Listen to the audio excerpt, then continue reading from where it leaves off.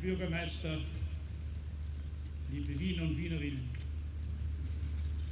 ich hoffe auf Ihr Verständnis, wenn ich Sie jetzt bitten muss, zu dieser Stunde des Gedenkens gemeinsam mit mir zu gedenken meines Vaters, der im Lager Theresienstadt zugrunde gegangen ist, meines Bruders, der im Lager Auschwitz umgekommen ist, meiner Mutter, die im selben Lager in der Gaskammer ums Leben gekommen ist, und meiner ersten Frau, die im Lager Bergen-Belsen ihr junges Leben hat lassen müssen.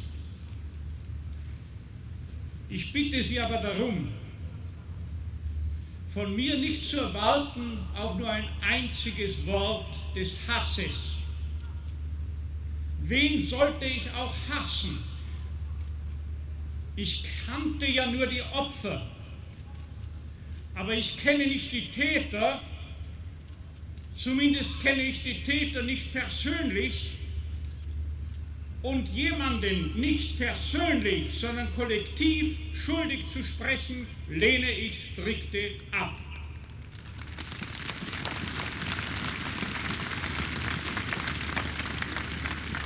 Es gibt keine Kollektivschuld. Und glauben Sie mir, ich sage das nicht erst heute, sondern ich habe das vom ersten Tag an gesagt, an dem ich aus meinem letzten Konzentrationslager befreit wurde. Und ich glaube, dass die Männer und Frauen in Österreich, die heute zwischen 0 und 50 Jahren alt sind, kollektiv schuldig zu sprechen, ist ein Verbrechen und ist ein Wahnsinn. Und lassen Sie es mich psychiatrisch formulieren, es wäre ein Verbrechen, wenn es nicht ein Fall von Wahnsinn wäre und dazu noch ein Rückfall in die nationalsozialistische Ideologie der Sippenhaftung. Das sei gesagt denen, die glauben, sagen zu dürfen, dass man sich schuldig fühlen muss und auch nur schämen muss, irgendeiner Sache, die man zwar nicht selbst getan, ja nicht einmal selbst unterlassen hat, sondern die die Eltern oder gar die Großeltern auf ihr Gewissen hatten nehmen müssen. Und ich glaube, mir sicher zu sein, dass die Opfer ehemaliger kollektiver Verfolgung die Ersten sein sollten und sein werden, die mir da zustimmen, es wäre, denn Sie haben es darauf angelegt, die Jugend von heute den alten Nazis oder den Neonazis in die Arme zu treiben. Lassen Sie mich bitte für einen Moment auf meine Befreiung zurückkommen. Ich bin im ersten möglichen Transport, wenn auch nur illegal möglichen Transport, nach Wien zurückgekehrt, zusammengepfercht mit ein paar anderen Wienern, darunter Frau Rosa Jochmann in einem LKW am 15. August 1945. Seither wurde ich 63 Mal nach Amerika berufen, von Universitäten und so weiter und so weiter. Und jedes Mal von diesen 63 Malen bin ich zurückgekehrt nach Österreich. Nicht, weil mich die Österreicher gar so geliebt hätten, aber weil ich Österreich geliebt habe, und Liebe beruht, wie wir ja wissen, nicht immer auf Gegenseitigkeit.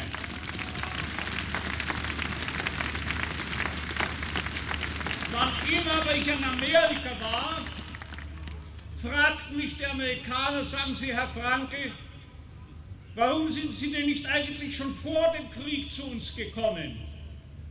Und meine Antwort war die, ich musste denen erklären, Ich habe Jahre hindurch auf ein Einreisevisum nach Amerika warten müssen. Und wie es dann endlich so weit war, dann war es auch schon zu spät.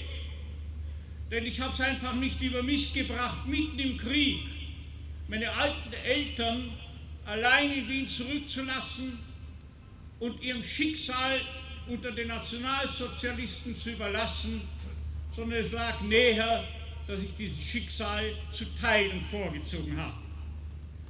Und dann sagen die Amerikaner, gut und schön, aber warum sind Sie nicht wenigstens gleich nach dem Krieg zu uns nach Amerika gekommen?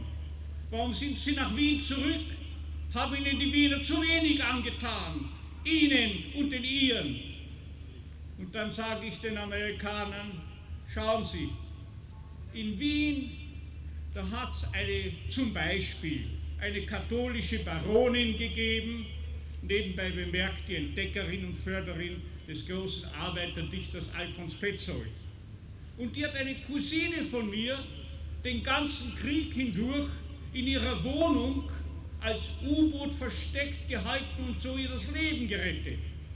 Und als Gegenstück ein anderes Beispiel. Da gab es einen sozialistischen Rechtsanwalt in Wien. Der hat, wann immer er nur konnte, ebenfalls sich selbst gefährdend, mir Lebensmittel zugesteckt. Wissen Sie, wer das war? Das war der Bruno Pittermann. Und dann frage ich die Amerikaner, jetzt sagen Sie mir mal, warum hätte ich in eine Stadt, in der es solche Menschen gibt, warum hätte ich in eine solche Stadt nicht zurückkehren sollen? Ich weiß ganz genau, was Sie sich jetzt sagen werden oder was Sie mir vorhalten werden. Herr Frankl, schauen Sie, seien wir doch ehrlich, das sind doch bloße Ausnahmen gewesen. Ausnahmen von der Regel. Und in der Regel waren ja die Leute Opportunisten. Widerstand hätten sie leisten müssen. Und ich muss Ihnen, meine Damen und Herren, recht geben, aber bitte bedenken Sie doch eines. Widerstand setzt doch allemal voraus Heroismus. Und Heroismus kann man meiner Ansicht nach eigentlich nur von einem einzigen Menschen verlangen, und das ist man selbst. Und diejenigen, die sagen, man hätte sich lieber einsperren lassen sollen, bevor man Kompromisse eingeht oder sich mit den Nazis arrangiert hat und so weiter.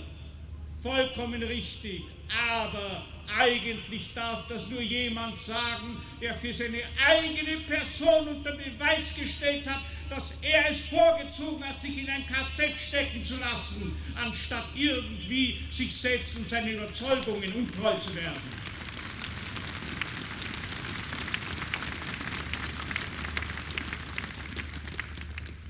Und wie am allerwenigsten kann man ja heute verstehen, die junge Generation, wie soll denn die das verstehen können, wie damals die Leute zittern mussten, bangen mussten um ihre Freiheit, um ihr Leben, um das Schicksal ihrer Familien, für die sie ja irgendwie Verantwortung getragen haben. Das alles muss man bedenken, aber nur umso mehr müssen wir bewundern die Menschen, die den Mut gehabt haben, unter Lebensgefahr sich der Widerstandsbewegung anzuschließen und dafür sogar mit dem Leben bezahlen zu müssen.